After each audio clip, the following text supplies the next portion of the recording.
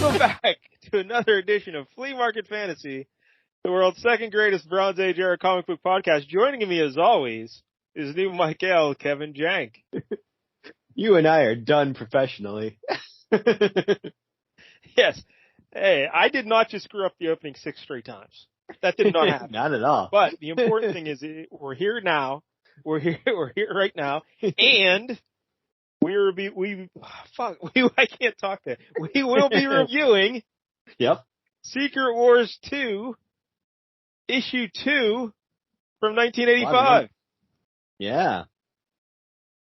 Yeah, it's a lot. Secret Wars was 84? I always think it was 85 in my head, but. Yeah, I was confused about this as well because I grew up in all this. This was when I was a child that this was going on. I was like 10 years old when all this was going on. To my recollection, the way I remembered it was that Secret Wars came out around 84, and then Secret Wars 2 came out, like, I was thinking it didn't come out till like late 86, 87. I thought there was a bigger gap between the two books. Actually, that would make sense. Secret Wars 1, the final issue of Secret Wars, issue 12, came out, the release date was December 25th, 1984. Little Christmas surprise for everybody. December 25th, 1984. Secret Wars 2, issue 1, was April 16th, 1985. So it was like 4 months later. Yeah. Less than 4 months. Wow. They were really rushing that this blew out. my mind. I thought it was like a 2-year gap. Yeah. Oh my God. Yeah, I guess when you're a kid, everything seems like it takes longer. Crazy. Like the school year seems interminably long. Yeah. So yeah, 4 months seems like a long time when you're a kid. But it's not like I was looking forward to Secret Wars 2 or anything. Like I don't even remember. No one was. I don't even know if I bought Secret Wars. I don't think I read any Secret Wars until a couple years later. So I did purchase some Secret Wars 2 issues on the newsstand. Yeah. And just like random stuff, like random issues of it. So it's not like I was looking forward to it. Yeah, I don't know. Anyway, yeah, Secret Wars 1. Jake, remind everybody what Secret Wars 1 was. Oh, Secret Wars 1 is pretty great. It's a very simple concept. This guy called the Beyonder, he's pretty much omnipotent, just creates this battle world and takes a bunch of Earth's heroes and Earth's villains and pits them against each other just to see what'll happen. It's a very simple concept, but it turns out to be a lot of fun. And yeah, it's great. Yeah, and Mike Zeck did the art. Jim Shooter was the writer. Yeah. And we have a Secret Wars episode here on this here podcast. Cousin Brandon, Michael, and I did it. Mm-hmm. And we learned in that Secret Wars just was created specifically to sell toys. Yeah, that's all right. It was. It was to sell toys. So get all the heroes and villains out there. So they I thought it was some great. I thought it was some big genius idea that Jim Shooter had. We're going to sell toys, so that's what can we? Oh, let's do this. Well, but yeah, it was a great series. Something that's going to be a toy, you know. That's a good way to do it, I think, is just get everyone together and have them fight. Yeah, it still had to be great. Yeah. I just would have liked it better if they had the idea first, and then the toys came after. You know? But, what sure. Yeah. Either way, still genius. Still genius. Mm-hmm. Now, the execution on the writing aspect of it, not the best. In terms of, like, the big picture writing was great, but dialogue, not good from Jim Shooter. We learned that going back and reading it. Yeah. But anyway, Secret Wars, big fan of the first Secret Wars, though. Absolutely. All right. So then Jim Shooter, just less than 4 months later, he comes out with Secret Wars 2. And the idea here is Beyonder, the guy who brought all the heroes and villains together. He comes to Earth, and he wants to figure out what it's like to be a man, a mortal man. So that's not exactly the punch that the other one had. That had a real hook. This one is kind of just like limping along. Yeah, let's have all our villains and heroes on an alien planet fighting each other to the death. Or let's have a guy who looks like Steve Gutenberg walking around trying to figure out what it's like to be a man. Yeah, that's not as good. Yeah. That's good. Yeah, sadly we don't even get him looking like Steve Gutenberg in this issue, though. This is the lame. Yeah, I did some research on that. He doesn't. he doesn't start looking like Steve Gutenberg until like middle of issue 3. Ooh, And there's really no explanation for it. They just say he got a new look. And like one panel, he's the blonde-haired Steve Rogers looking guy that we encounter in this book. And then the next panel, on the next page, he's got his frizzy black hair and he looks like Steve Gutenberg. It's like, oh, okay. So there's really no big explanation for that at all. All right. Yeah. I see that though. So yeah, this just kind of goes from one random encounter to another random encounter. So I don't know. Yes. Supposedly he's in with some gambler, some rich guy or something, and they gave him a new look. He says, your hair is hip. It's cool, like Michael Jackson. Yeah. Secret Wars 2 ran for 9 issues. The first one was 12. This one's only 9 issues. And it ended December 12th, 1985. That's when it ended. And although this one is only 9 issues, but there's a bunch of tie-ins. Yes. So if you wanted to read Secret Wars 1, the way it happened was, I don't know if you remember this, Jank, but the X-Men went to like Central Park for some reason. They felt a signal or something. They detected some signal coming from Central Park. So they went there and boom, they got zapped into Battle World with the Beyonder. Yep. So then the next issue of X-Men, boom, they pop back. Yeah. And now to find out what happened while they were away, you had to read Secret Wars. So, yeah, which was a big thing for Spider-Man because he comes back with a whole different costume. So you're like, oh, what's this about? Yes. He came back with his black outfit, which he stole from Spider-Woman, which is something else I learned by doing that. Yeah. Secret Wars issue. I always thought the Spider-Man black costume was before Spider-Woman's black costume, but nope. She had her black costume first. All right. So anyway, that's how Secret Wars 1 worked. Secret Wars 2, vastly different. Yeah. In order to read the entire Secret Wars 2 story, you have to read not only the 9 issues of the limited series, but in total, 42 books. 42 yep. books. Which would become how Marvel would do all event comics in future years, basically. This became the norm. Because, between issues, there would be at least 3 crossover issues between each of the Secret Wars 2 issues. And as we will learn today when we go through this here book, they just splice them in throughout. It's very disjointed, the storytelling. Yeah. Of how they cobble things together. Yeah. So, but I guess there are normally some you'd want to be iconic. Oh, sorry, I think we got a delay. I was going to say, the Fantastic Four thing was very strange, where you think they would introduce it and then they would pick back up with it in the next issue after that one has already happened, but nope. They're just like, oh yeah, read that in between while reading this book. Yes. Before you go to the next panel, go to Fantastic Four issue, blah, blah, blah, and read that story, and then come back to the next panel. Oh, okay. Yeah. That's easy. We'll do that. But I guess there were some iconic issues caught up in these crossovers. Apparently, there's a kind of pivotal Incredible Hulk issue. Yes. I don't know if you're aware. I'm sure you're aware of this, right? Mm-hmm. You explain it to the kids. This was when the Hulk, Doctor Strange had banished him to I forget what it's called, the Crossroads or something. It's basically some place where he couldn't it was some interdimensional realm where he couldn't do any harm. But this issue kind of recounts the Hulk's origins a little bit, where you find out about his dad and how his dad was such an abusive, alcoholic basically, and was always mad at him for being so smart and thought he was a mutant and stuff. So he was beating on him and beating on his mom. And that's basically what created the Hulk, is, his father being so violent that that Bruce Banner then suppressed all of his rage and any kind of emotions so that he wouldn't turn out like his father. And then that, ended up becoming the Hulk later on. And the Beyonder factors into all that because he's trying to learn about trauma.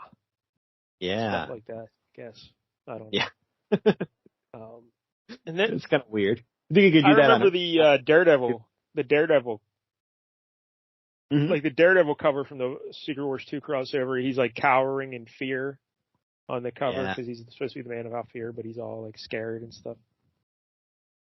So that's pretty good. Yep. What was the the X-Men crossover was issue A lot of Rachel 199, Summers. right? Was Yeah. Rachel Summers on the cover? Yeah. Yeah. Yeah. She All got right, along with the so that's the basic.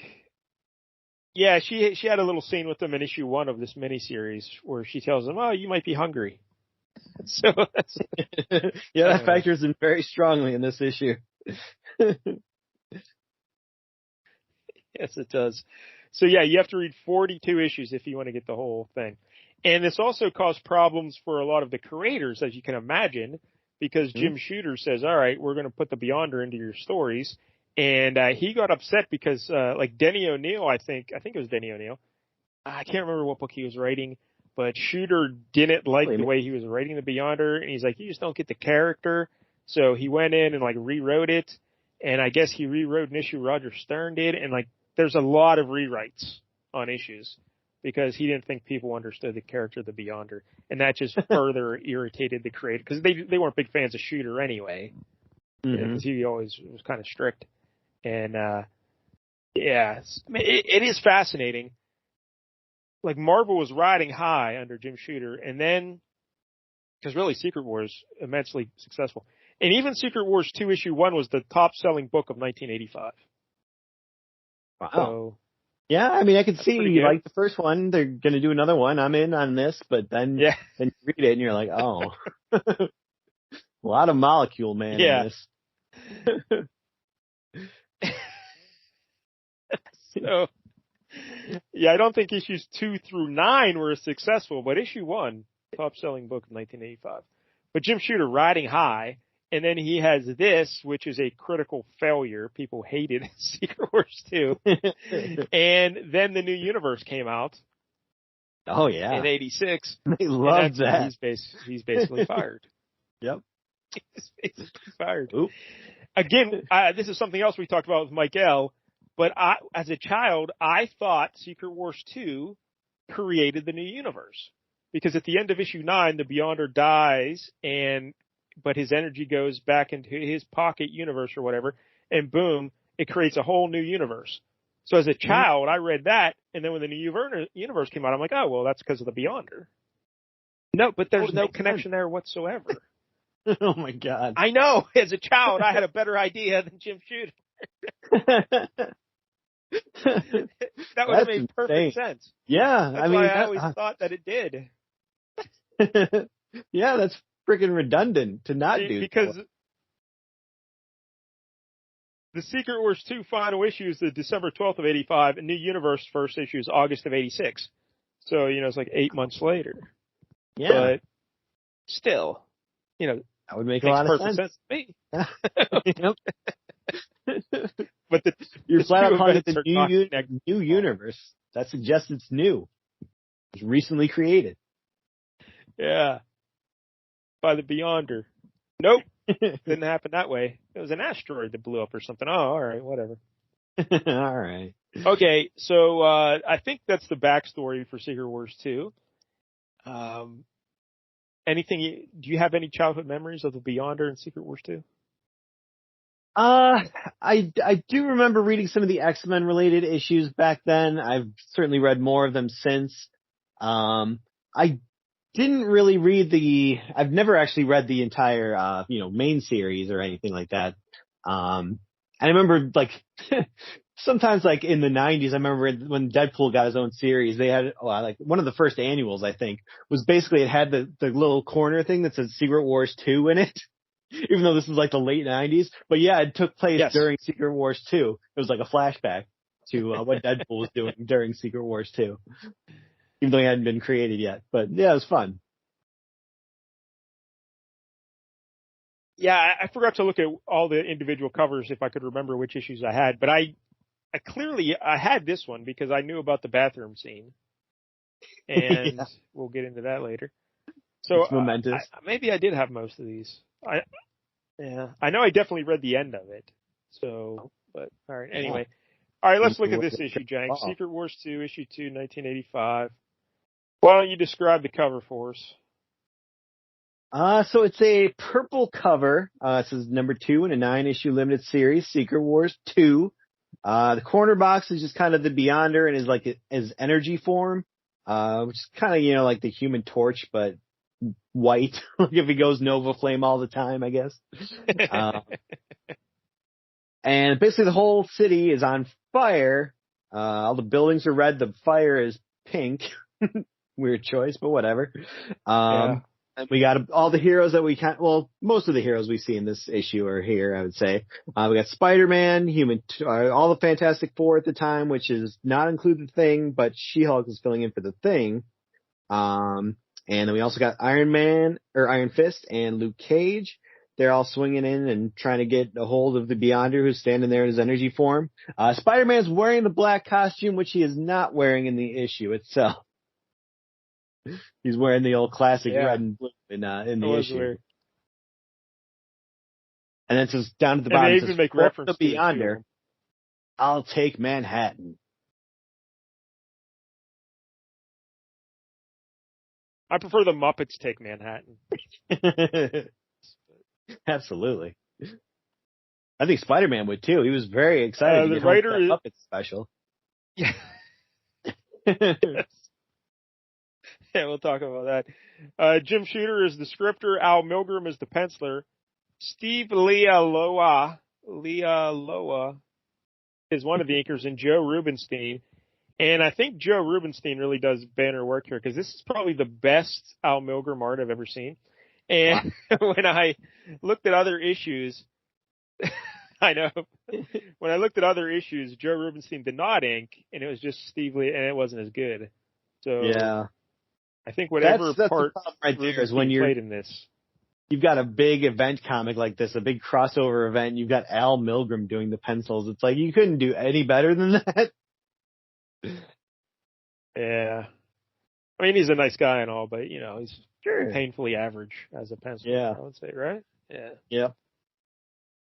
All right. So here it is. Here's a little description when you open the book. Beyond time, space, and a myriad dimensions lies another universe to which our own is just as a droplet of water to the ocean.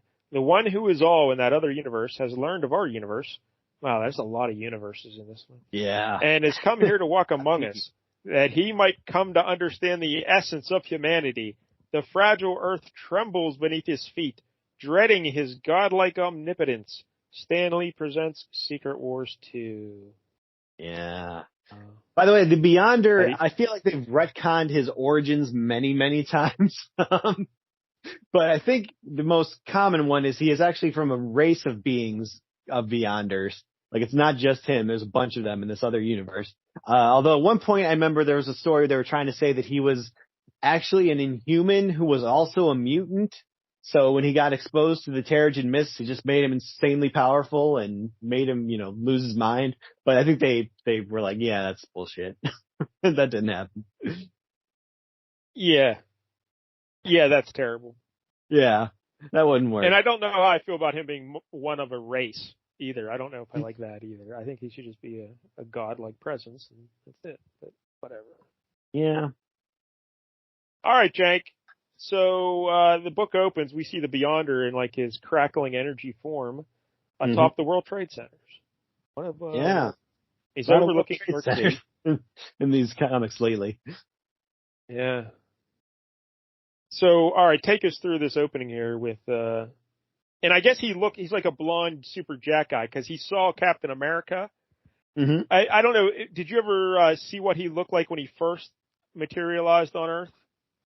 I'm assuming it was just like the energy. It's like a combination of. It was a combination of all the villains on Battleworld and some of the heroes. So like he had like Claw's metal Sonic thing on. Yeah, and Dr. Doom's face mask with Cyclops. Yeah. That would be amazing. He should have kept that. I know. But then at the end of issue 1, he has an encounter with Captain America.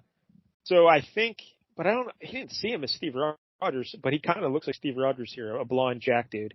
And he's wearing just a white body unitard. Yeah. because he does not understand the concept of clothes yet, other than I guess he needs to wear something. But most of this issue is trying to figure out the mystery of clothes, what they're for. All right. Yes. All right, John. Can you take us through this opening sequence of events? Boy, is this comic wordy. So much text, for God's sake. Yeah, so he's just kind of up on the roof of the World Trade Center, kind of thinking about like, oh, what's it all about? I think he kind of makes the decision here where he's like, if I'm going to do this, I should really embrace being a mortal and, stop changing into my energy form and shit like that, and just stay a person so I can find out what this is all about. And then he decides to step off of the building and just fall down to the ground. But about halfway down, he's like, I don't know about this. Something seems off. I'm going to switch back to my energy form. And basically does that so that he doesn't, die on impact, and then rematerializes right as he gets towards the ground. Yeah, and everyone in New York City is looking at him in this little white unitard, no shoes, nothing. But they don't seem too concerned. They're like, I guess that guy's all right. Yeah, you're in New York. A lot of crazy people. Then he tries to go get something to eat. So he goes to a hot dog stand, and he orders up a wiener and a cream soda. But what does he do, Jack? Well, he takes a big bite out of the glass bottle of cream soda. Because he doesn't know the difference, so yeah. And then he's like, well, I'm going to need some repairs after this meal. My body will need some repairs. Yeah. And I guess New York City is going nuts because the hate monger and Psycho Man are making everybody go crazy outside of Avengers Mansion, and the Fantastic Four are getting roped in. And She-Hulk and Wyatt Wingfoot got arrested. Yeah. And Mr. Fantastic's arm is in a sling for some reason.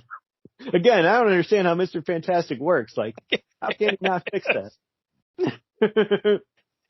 Yeah, this is 2 weeks in a row where we just don't understand how Mr. Fantastic works. He can bruise, he can bleed, he can get his arm in a sling. How could you possibly sprain your arm? Stretch every week. Yeah. I don't know. Makes no sense. All right, so Sue Storm is leading Alicia. What's her last name? Alicia Masters. Is that it? Yeah. Yeah, she's leading Alicia Masters away from the riots in her invisible form.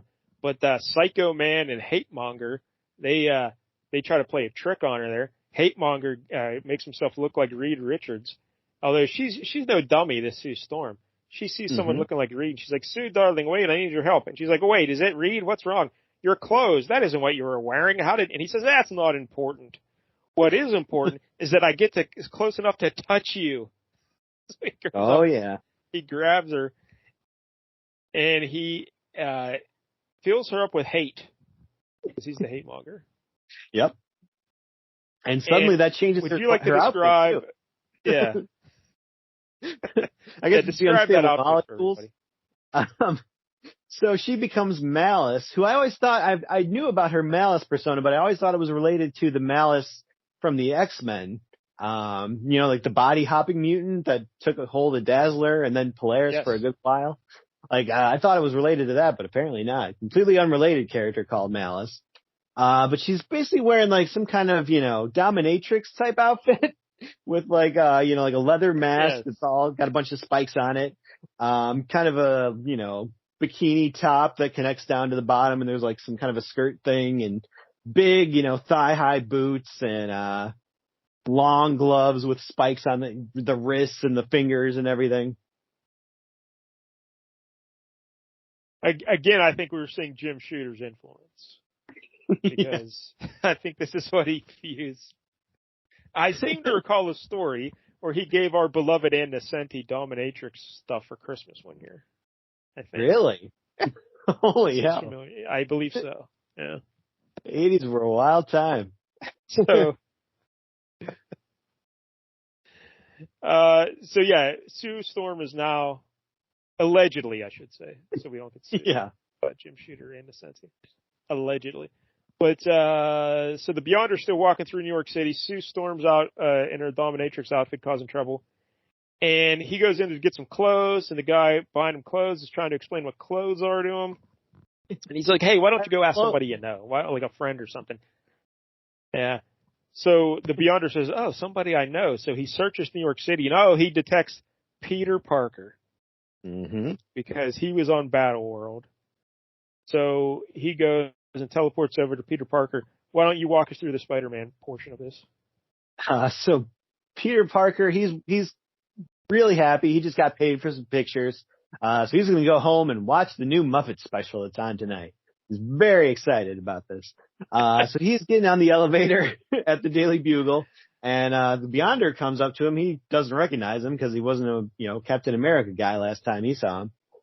He's like, "Oh, what's this guy's deal?" And Beyonder's trying to ask him about what is clothing, or why is clothing? What is its purpose? He's like, "Is he talking to me?" And he just goes down the elevator. He's like, "All right, screw that. That guy's crazy." And he gets down to the bottom, floor, and there's the Beyonder again. He's just like, "What the hell's going on with this guy?" And his spider sense is going off, so he changes into Spider-Man, the old classic red and blue. And he starts looking for the Beyonder, but now the Beyonder's invisible. He wanted to talk to him, but apparently not that bad, because now he just changed his mind and then follows him home. So Peter gets home. He's going to pour himself a nice, healthy glass of milk because he's a good boy. And like the Beyonder pops up. He's showing himself to Peter Parker, and he's just like, "Hey, so like, is that why people drink or like have food so they stop hallucinating?"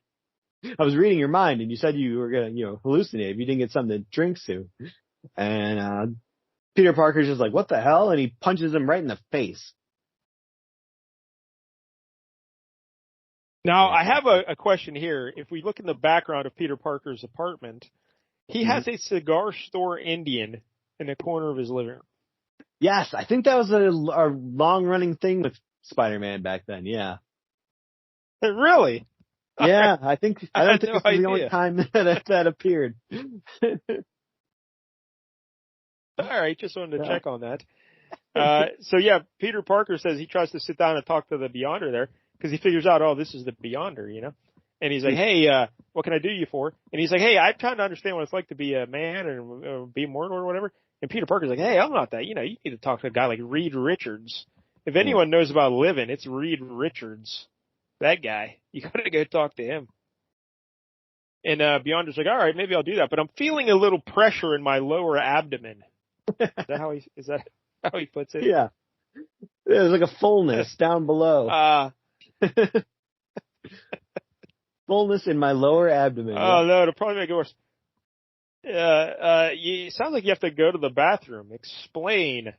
Oh, boy. Moments later, right in there. So the Beyonder goes in to use the commode.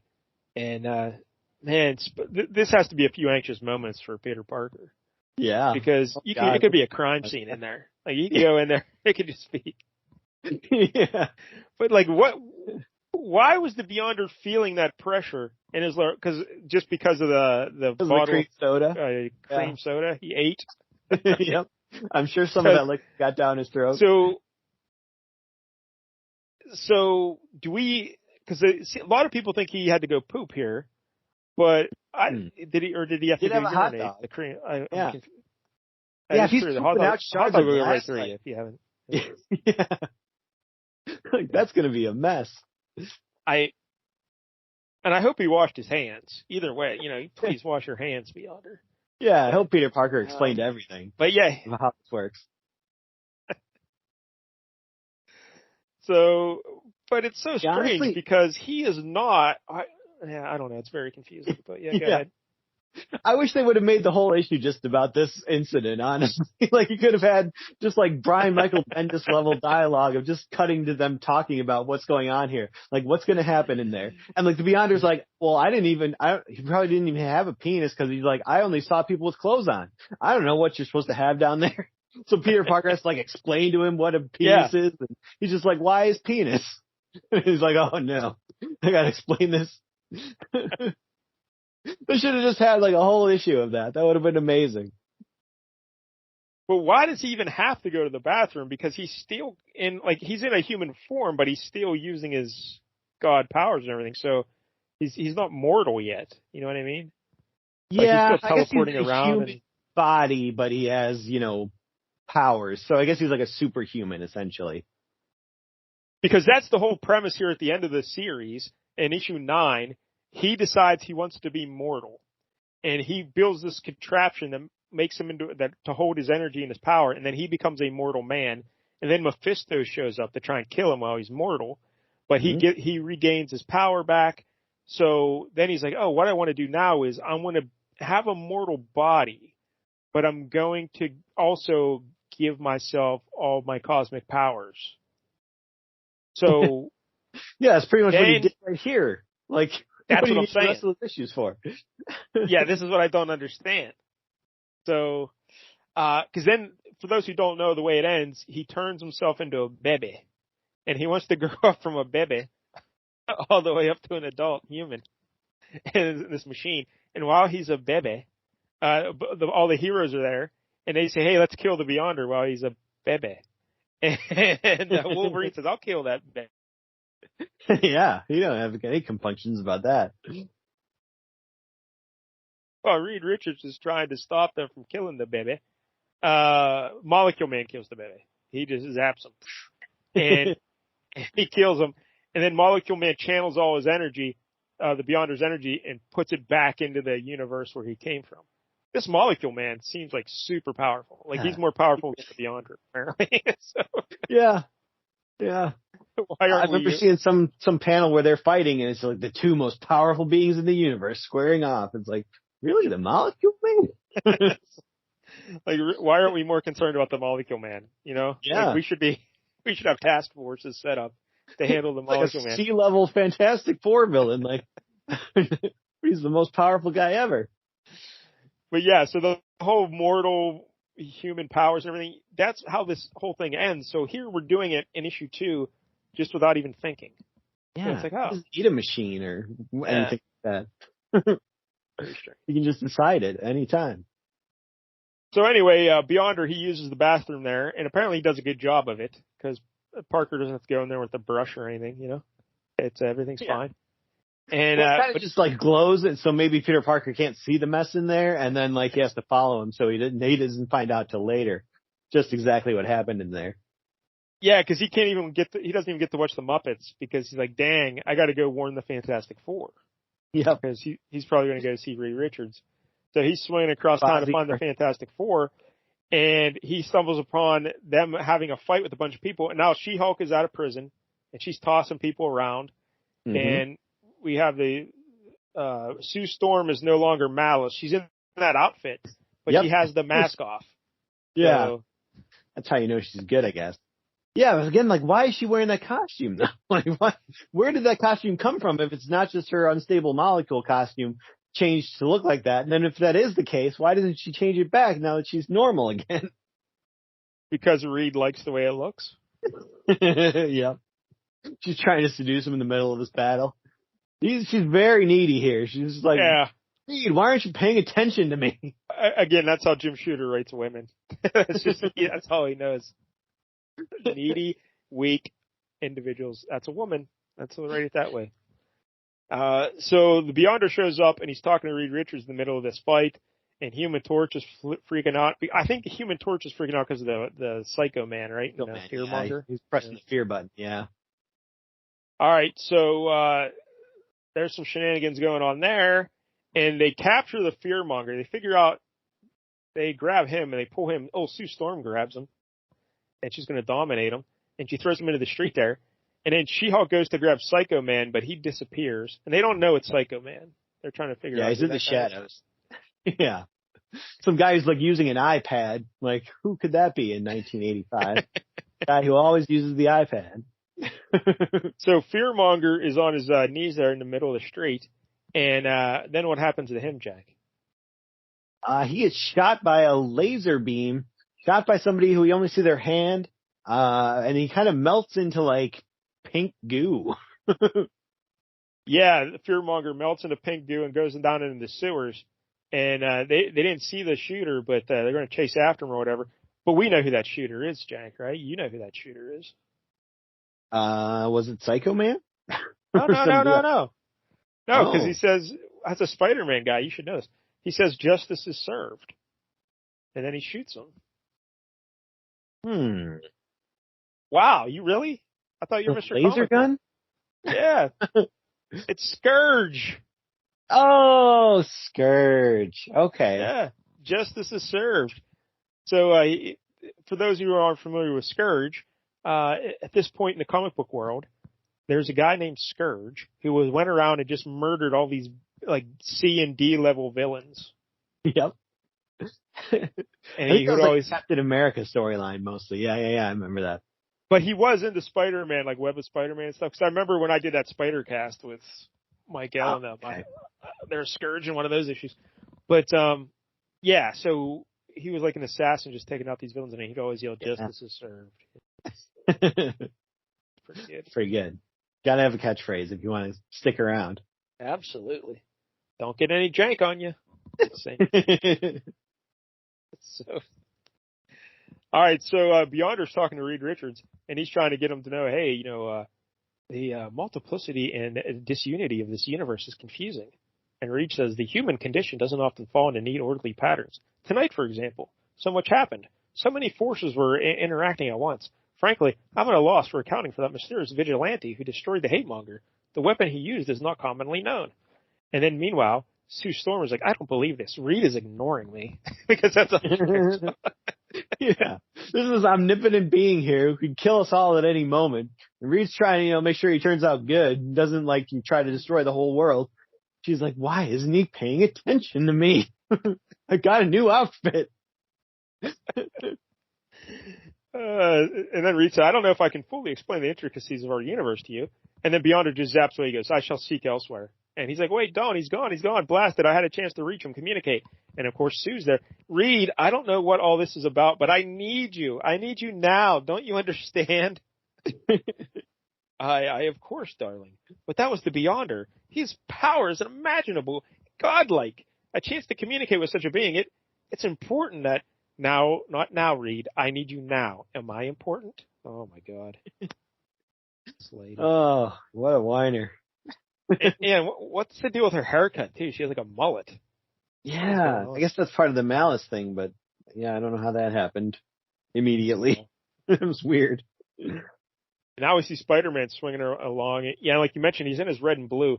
Earlier, when he was swinging through the city in the red and blue, he has a line where he says something like, I should have put on my black outfit because then people wouldn't have recognized me or something. Yeah. But, People wouldn't know I'm Spider-Man and hate me. Like, okay, really? They haven't caught on? Yeah, we should also mention Hate Monger. The reason he turned into that goo and went down into the sewer. Reed Richards says, oh, don't worry. He's probably just a fake human construct of the Fear Monger. Yeah. Not a real guy. Because they're all worried, like, hey, we're letting a killer get away. Like, no, that wasn't a real guy. Don't worry about him. So then Beyonder, he swipes a suit from a store, but it doesn't fit him right. So some bag lady, she comes up and she's mean mouthing him, and she's telling him how to fix the suit. Yeah, and make the sleeves a little longer, and the pants a little longer. Yep, right there. That's good. It's very detailed and pointless. And she's like, make sure you get some shoes. So he gets some shoes on. So this old lady's taking him through the city, and she's showing him like the dumpster where she lives or whatever. But then there's some thugs there. Flies. And she's like, do the many small creatures who share your clothing pay for their shelter? My bugs? No, they're broker than I am. My bugs. So then a bunch of thugs jump him, and they beat the holy hell out of the Beyonder. But they're trying to mug him, but he doesn't have any money. So the old bag lady, these thugs and the old bag lady are all. This is not their first appearance. It says see Marvel Fanfare number 20. Like we're supposed to care about these thugs. Like, oh, those guys. Yeah, they look like general thugs to me. I didn't recognize any of them. But the old bag lady, she has a Heroes for Hire business card. Good old Luke Cage and Danny Rand there, Power Man and Iron Fist. So she gives Beyonder the card and says, hey, you need some protection. These guys can help you out. And he just magically heals himself. And then he teleports away. to the headquarters of Heroes for Hire. Mm-hmm. But they're not there. No. So explain this, because this is weird. Go ahead. Yeah, this was bizarre. You think he would just like search them out or bring them there, but instead he looks into a couple hours ago and sees that, oh, they were here. I'll just bring them from that time and have them appear here. Instead of just getting them right now, I'll get them from a couple of hours ago and transport them through time. And so then they show up, like, oh, hey, here we are, in costume. So they're probably going to the movies if they're wearing their costumes. That's probably why they're not home right now. Yeah, we learned that a couple weeks ago on here. Yeah. Yep. So then Luke Cage is like, what the hell? Like, what are you doing? And the Beyonder has learned from his interactions with humans so far, like Spider-Man and those thugs in the alley, that the way people say hello is through violence. So he just punches Luke Cage right in the face as his way of saying hello. And sends him flying through like a bookcase or something, or a desk. And Iron Fist is like, oh, well, clearly if you could do that to Luke Cage, like, you're pretty strong, I'm going to hit you with the full Iron Fist. And the Beyonder just kind of teleports out of the way. And he just punches like some kind of furniture. And Luke Cage comes up from behind and kind of just grabs him and he's like, gotcha, turkey. Classic. Turkey. And they say, why don't we step outside and settle this? And Beyonder goes, oh, okay. And he steps right out through the window. Yeah. And they're like in a skyscraper building here. And so Luke Cage says, hey, I better go and try and break his fall. So he jumps down, and Beyonder, of course, just slows his fall because, again, he's part mortal, part super god. I don't know. Yeah. And Luke Cage just crashes into the pavement. This is another question about superhero powers. Luke Cage, he has skin that is unbreakable. Yes. And he's super strong. Yep. But can he just fall out of buildings like that? Well, that's a good question. I guess usually super strong guys can do that just because they're so strong. I guess. Like Colossus could probably do it, right? Yeah. Well, he's made out of metal, though. Yeah. Well, I mean, Luke Cage is kind of like that. He's got unbreakable skin that's as good as metal. But the bones aren't unbreakable. Like, the organs aren't unbreakable. So, like, the sudden stopping would, like, smash all his bones, though, right? Do Colossus's organs turn metal, too? That's a good question. I always understood it that he turns into they always say organic steel. Organic steel, yeah. So, like, every part of his body's steel. Well, okay. I don't know. Just one of those questions. Yeah, that's a good question. I don't know. So it'd be kind of like, if you put like if you feel he might just a metal box. Yes, that's what I'm trying to get at. Yeah. Yeah, like all his organs and bones would be smushed, but his outer shell would be okay. Yeah. That's the worst of all worlds. Yeah. I don't know. But anyway, thankfully Luke Cage is okay. And he pulls himself out of the crater there at the street, and he's going to go fight the Beyonder. But then Iron Fist is like blocking him. He's like, he's super powerful. You probably shouldn't get him mad, you know? Yeah. And so he tries to talk to... dove out the window to catch him because he didn't want him to die. But then he immediately just goes like, I'm going to kill this guy. And Iron Fist tries to talk to the Beyonder. And again, I guess they eventually get to the point where Luke Cage says, hey, you got to have money. You need bread, you know? And he tries to explain how money works. Yeah. Luke Cage, that was a word for cash, but apparently it is. Never Wait, heard. What's a word for cash? He says bread, cash, gap. Oh, gap. Yeah. Never heard of gap. But then he goes to explain the gold standard and how all cash is backed by gold, and then Iron Fist hasn't been the case for a very long time. And he's like, but he's like, gold. Beyonder's like, oh, gold. We need gold, huh? So Spider-Man shows up and he says, hey, you guys know you're talking to Beyonder? And they're like, what? And boom, he turns a entire skyscraper into gold. Yeah. Now, I feel terrible for the people who were in that building. Yes. They are fucked. They're all dead, right? I don't know. I have to imagine, yeah. I mean, maybe he turned everything but the people into gold, but the building then collapses under its own weight. So, yeah, if they weren't turned into gold, they're now dead. He just murdered thousands of people. All right. Oh. And so he sees all the gold there, and Luke Cage is like, "Oh, what'd you do that for? To pay for the services of heroes for hire? Somebody must pay." That's the Beyonder. And then Spider-Man says, "Couldn't you have written them a check?" And Iron Fist says, "This has to be a nightmare." And then Beyonder just teleports away. I shall go now.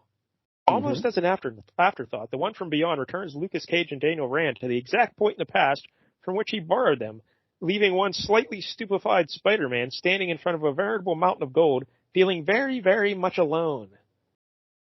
And that's how the issue ends.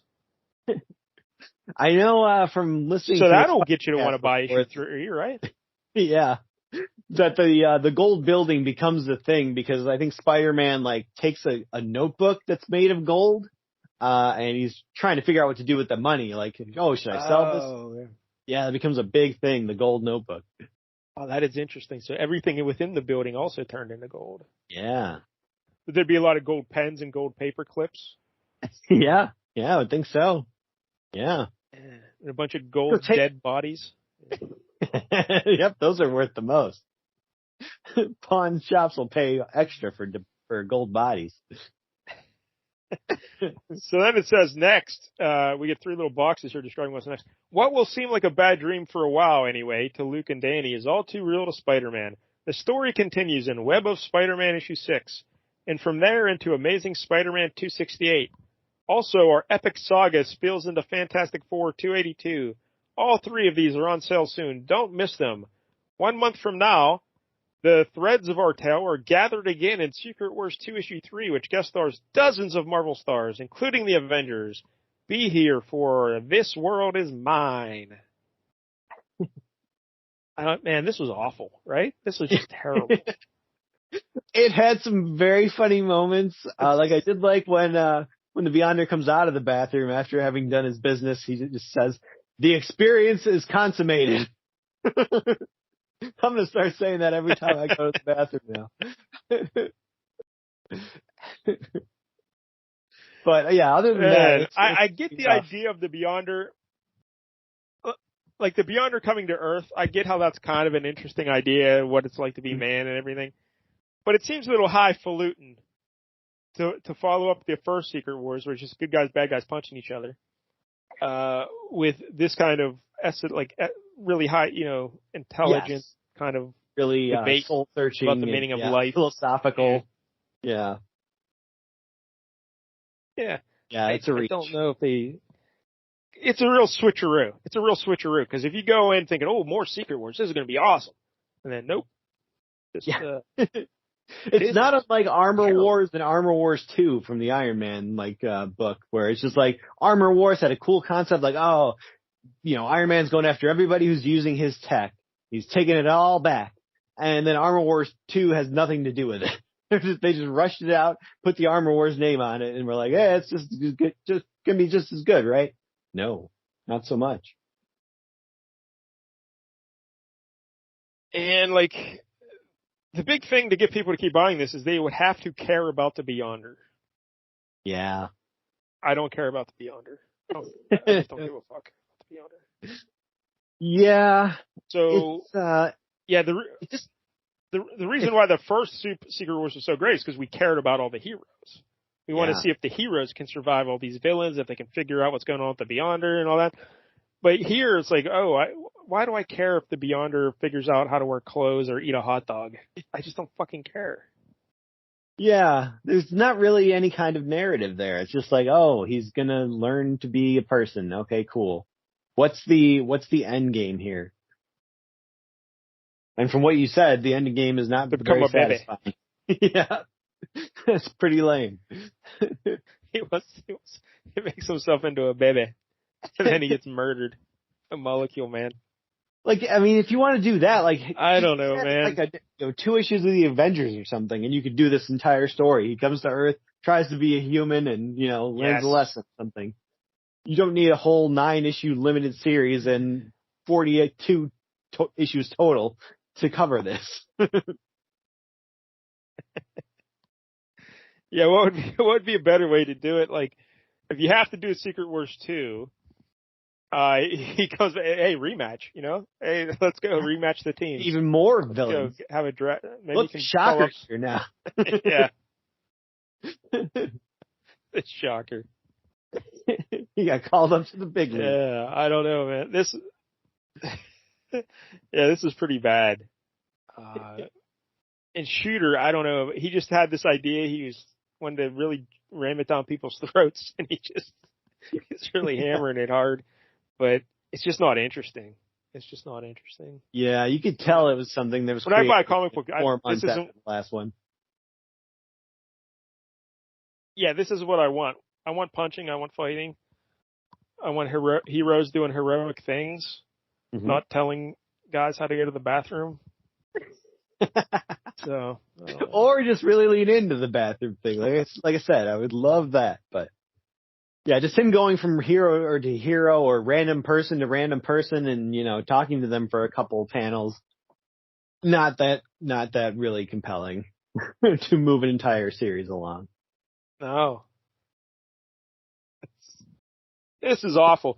I can't give it higher than a 2. I'll give it a 2. Because the bathroom scene, and I think, like I said, Joe Rubenstein did some good stuff here for Al Milgrom. But otherwise, this is unreadable. What are we doing here? Yeah, and there was just so much text. Like, oh my God, so many fucking caption boxes, and it's just so much. And it was unnecessary. If you ever wanted to see Jim Shooter just jerk off for 30 pages, here you go. This is it. So, I don't know. What would you give it, Jank? 1 out of 10? I guess I'll give it a 3. I'll be a little bit more generous because I got a couple of laughs out of it, but yeah, for the most part, it's a big step down from the first Secret Wars, that's for sure. And the art was very poor. Like awful. Even with Joe Rubenstein, you know, doing his best, it's still not very good. This is not event comic worthy art. Like in my omnibus, the next issue is a Fantastic Four issue by John Byrne, and even that, I'm like, oh, this looks amazing. Like, this looks so much better than this actual Secret Wars comic. So I assume you will now go read all 42 issues so you can get the whole story of the Beyonder here on Earth. Now I need to know. That'd be really good. Yeah. All right. So, yeah, go back and read the first Secret Wars. Skip this. Don't worry about it. Yep. What's next week, Jank? All right. Well, next week, let's go in a different direction here. We're going to cross the streams over to DC. Take a look from you son of a bitch. 1983 comic. We're going to do Vigilante number 3. Vigilante number 3. We've encountered this before on this show. I remember mentioning it. What is this exactly? I know very little about the comic book character. I mostly know the TV versions from Arrow and from Peacemaker. 2 very different versions, so we'll see which one's closer in this comic. But he's basically, I think he's like an attorney by day type thing and a vigilante by night, who, you know, is out for vengeance. Wow. Not afraid to kill. That sounds familiar. An attorney by day and a vigilante by night. Yeah. Where have I heard that before? Oh, Daredevil. Is the issue you picked has Cyborg in it? Yes. Yeah, I believe he's hunting down somebody who Cyborg is like protecting. So, yeah. Okay. Marv Wolfman, Keith Pollard, and Pablo Marcos. The power of Cyborg against Vigilante. And on the cover, we get a shot of Vigilante's ass. Just right in our face. That's America. That's what you want. This might be the worst cover I've ever seen. I can't wait to talk about it next week. All right. So there it is, Vigilante issue 3. What year did you say this is? 83. 83, holy hell. Yeah. All right. So until next week, don't get any jank on you.